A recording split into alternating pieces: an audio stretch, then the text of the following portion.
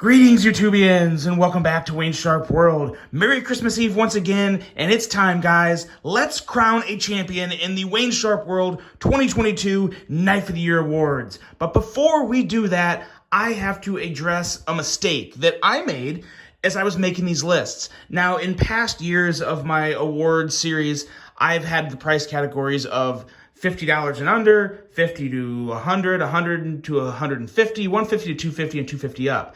This year, due to the stiff competition in that $50 to $100 category, as well as the 50 and under, I decided to make a slight tweak, and instead of doing 50, I was going to do $60 and under, and then 60 to 100. Now, I made one mistake because I already had a lot of lists compiled. I keep track of the stuff throughout the year. I have to make notes because I'll forget about some knives that I reviewed way early in the year. So I make notes, I add stuff to my list to touch back on later in the year. And when I changed the price category, I moved all the appropriate knives into the category they belong in, except for this guy right here. This is the Vosteed Raccoon. I accidentally left this guy in the $60 to $100 category. Now, even though it's still got an honorable mention and it puts up one hell of a fight, even in knives in the $60 to $100 category that are more expensive than this is not a $60 knife. This is a $59 knife, and with my discount code that was available at one point, I believe these are sold out right now, but it was available for a much closer to $50. So I made a mistake there, and I went back and looked at my $60 and under category and looked at my top three and thought, would this raccoon present a good fight, a good comparison against any of the other three knives in my top three? Does it belong somewhere in there? And I took a closer look at this guy. This is the Petrified Fish Mini Beluga. While it's still a fantastic knife at a great price with a great budget steel, it's a fun front flipper with multiple deployment options. It's got a lot of really, really good things going for it. I still really love this knife. I did come to the conclusion that I would take the Raccoon over the Mini Beluga. Now, I had the Kaiser Domen and the CGRB Pyrite at number 1 and number 2. Now, I would keep those two there. But I am going to officially put the Raccoon down into the proper category and say this is your number 3 knife of the year for knives $60 and under. Apologize for that. It was a slight error completely on my end, and I wanted to right that wrong. So the Vosteed Raccoon, again, guys, I'm sure there's probably going to be more runs of this. If you want an excellent fidgety budget knife that is just really, really good on the button lock, great EDC blade, the Vosteed Raccoon is an excellent, excellent option. But I do hope I kind of wish they tweaked that clip a little. But other than that, yeah, it's really, really good. Vosteed Raccoon coming in at number 3 in the $60 and under category, and the Petrified Fish Mini Beluga gets an honorable mention in that category. So there's that. Had to write that wrong. Now, let's bring out the knives in running for the overall champ. In the 60 and under category, we have the CGRB Pyrite. In the $60 to $100 category, we have the Kaiser Original. In the $100 to $150 category, we have the Kaiser Escort. In the $150 to $250 category, we have the Axial Shift OTF. And then last but certainly not least, in the $250+ category, we have the Boker Premium Urban Trapper. Now, here we go. How did I pick a winner? How did I place these? Because I did kind of order these from 5th to 1st. And again, take everything with a grain of salt. This is an opinionated channel, and it's basically just my opinion. I'm not saying that, if this knife is ahead of this knife, this is a much better knife. These are all fantastic knives. These are all, in my opinion, the knives I enjoyed most in each of these categories. So any of these would be a fantastic purchase. But where do these fall? If I was to put these in order, what would we do? Okay, so the way I figured this out was I just basically said to myself, which ones do I enjoy, just personally enjoy the most? Don't care about how they carry, don't care about the action, don't care about anything. What do I just enjoy when I look at these and put them in my hand? Which one do I enjoy most? Second, pocket time, the actual pocket time and how much I've used these knives and actually carried them in my day-to-day. And then basically everything else just kind of trickles in after that. But those are the two main factors, just overall enjoyment and how much I actually carry them.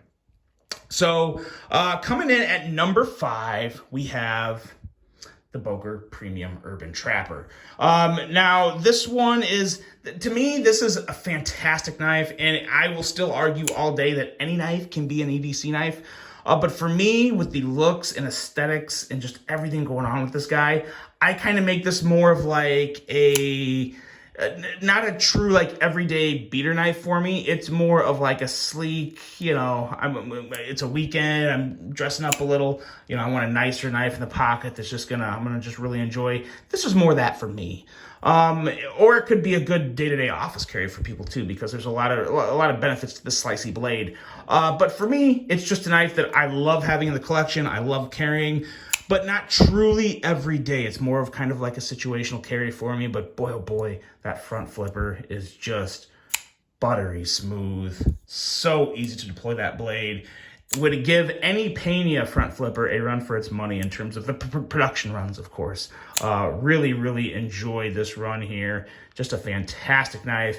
And it's coming in at number 5 in the Wayne Sharp World Overall Knife of the Year Awards. Now, coming in at number 4, this one was really tough too.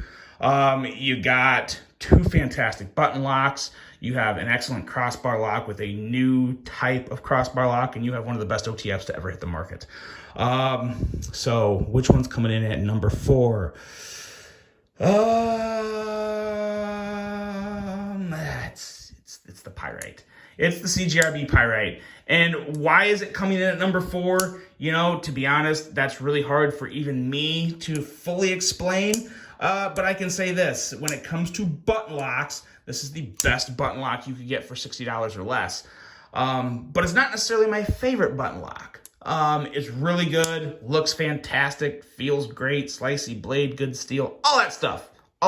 It's a budget banger, no doubt.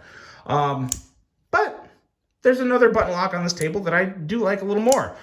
So it's kind of just the process of elimination, I guess. Fantastic knife, nothing really negative to say about it.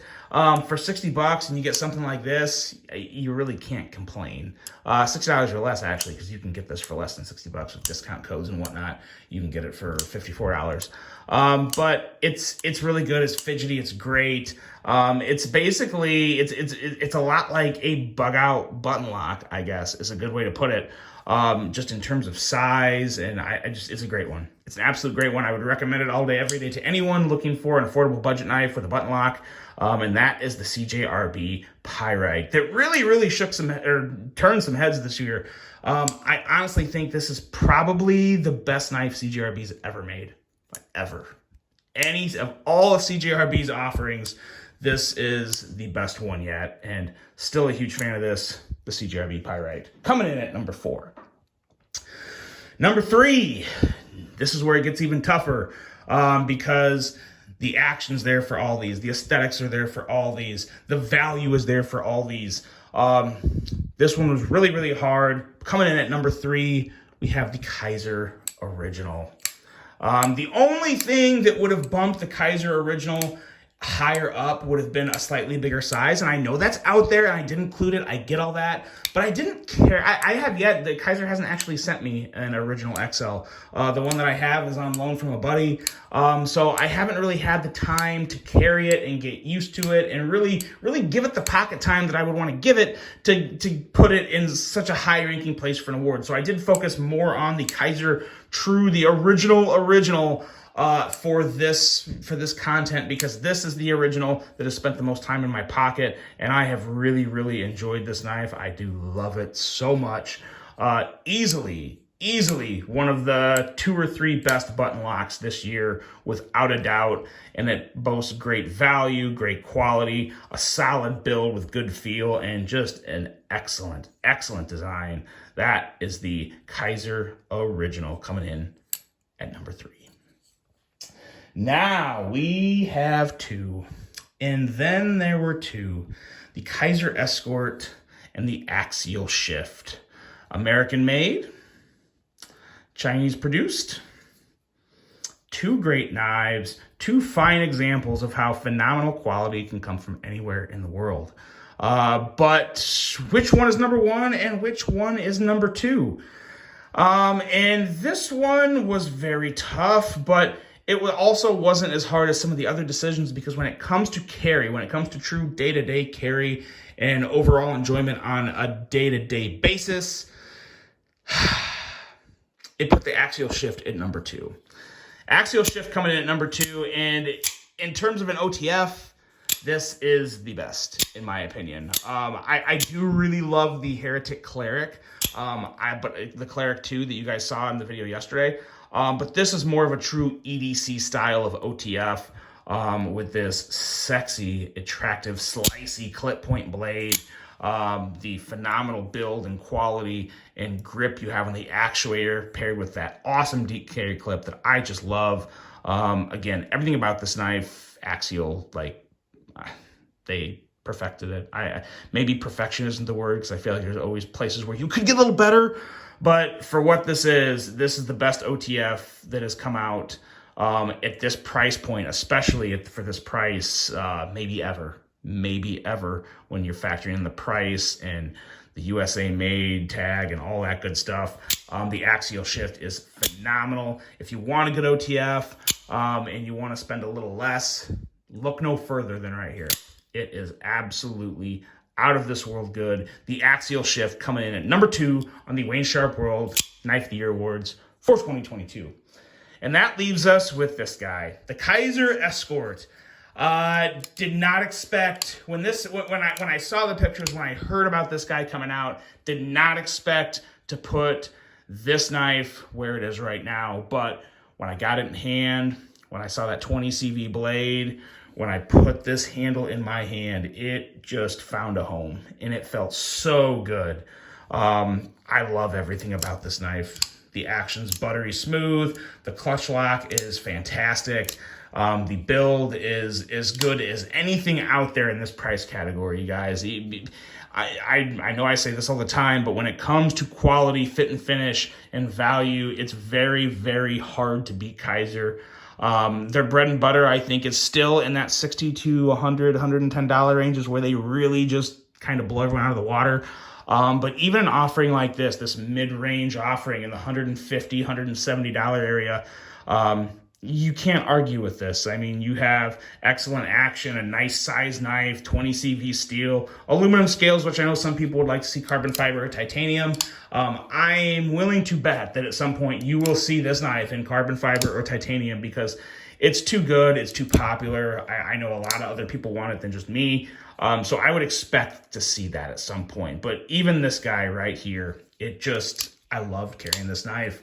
I like the looks of it. I like the size of it. I love the feel and hand, and the blade is slicey as all get out. It's just a winner. It's just a winner, and it was one of the most surprising knives of the year for me in terms of what I was expecting when I saw it. And, all of a sudden you just notice, like, man, I don't want to take this knife out of my pocket. And that's kind of where I was at with the Escort.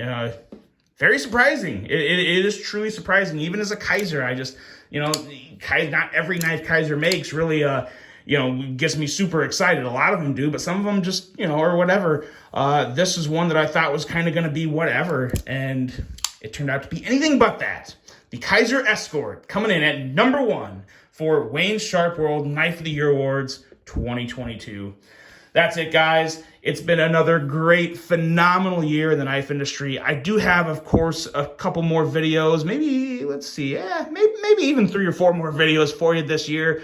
Got a list, got some reviews, got a lot more stuff planned for you in 2023. Just been another great year. Look forward to another great year in 2023. Most importantly, I hope you guys are all around to see it next year. Hope you're having a great holiday. Wish you all successful and healthy 2023. And until the next one, I'm out.